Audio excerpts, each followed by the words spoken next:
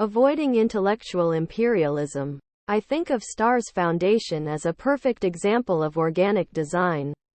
When we set up the foundation back in 2001, we tested a variety of different funding methods before landing on our oldest and flagship program, the STARS Impact Awards, given to exceptional local NGOs. One of the principles dearest to us at STARS is to avoid intellectual imperialism. That is, to stay away from the arrogant assumption that we know the best solution to a given problem. That's why we look for the optimal formula to achieve a goal.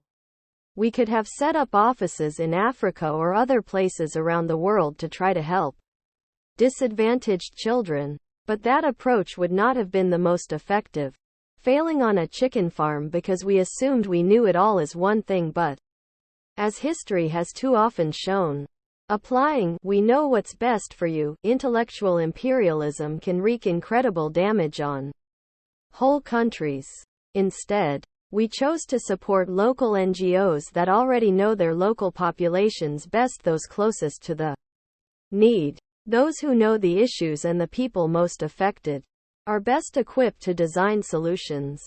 Sometimes the organic solution to even the most severe problem may be sitting right in front of you, if you allow yourself to be objective enough to notice it. 5.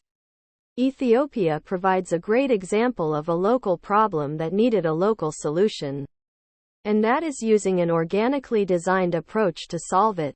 In the dusty, unendurably hot Afar region of Ethiopia, female babies are subjected to a traumatic form of torture that is believed to do everything from bringing them good luck and purity to helping them urinate better. The ancient cultural practice of female genital mutilation, FGM, involves cutting the tip of the girls' clitorises with a crude, wooden-handled blade. Many children get sick or die from infections or hemorrhages. They also suffer from urinary and reproductive problems. One of our STARS awardees, an NGO called Action for Integrated Sustainable Development Association, AISDA, is working to stop this practice and to make life better for the poverty-stricken nomadic communities of the region.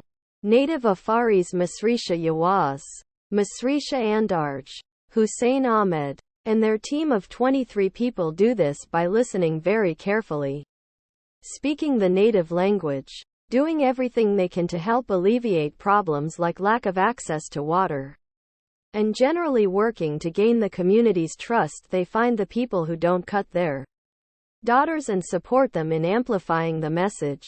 Instead of imposing a "thou shalt not" edict against FGM, they help the people change the culture on their own. In this way, AISDA has been able to win the trust and confidence of local religious leaders, elders, and traditional birth attendants, and so educate them about the harmful nature of FGM. Through school clubs, it has also reached thousands of students and their families. According to a field survey conducted by AISDA between 2009 and 2011, FGM on newborn girls in one district was reduced by 68%. By gaining the trust of the community in these ways, they are better able to gain the support of parents, who in turn choose not to cut their daughters. Despite good intentions, certain projects can devolve into "thou shalt" disasters.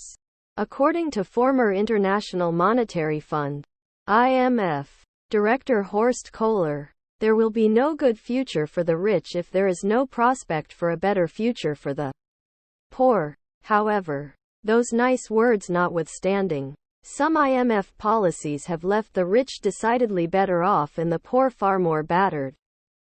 For example, Jamaica has long suffered from financial crises, high unemployment, and other ills. Why? Because in the 1970s, the IMF said that Jamaica needed to charge farmers an outrageous 23% interest and remove tariffs on imported goods in order to receive an IMF loan. The interest payment alone is debilitating, and Jamaican farmers simply can't compete with products that come into the country from the United States point 7 we must all be vigilant in avoiding the thou shalt approach. How? By stepping back, observing, listening, and putting our ego and set beliefs aside.